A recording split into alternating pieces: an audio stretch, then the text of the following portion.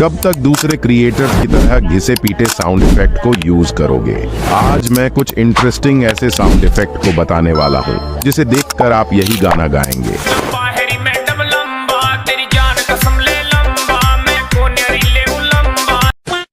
और sound effect को use करके आपकी वीडियो में चांद चांद लग जाएंगे।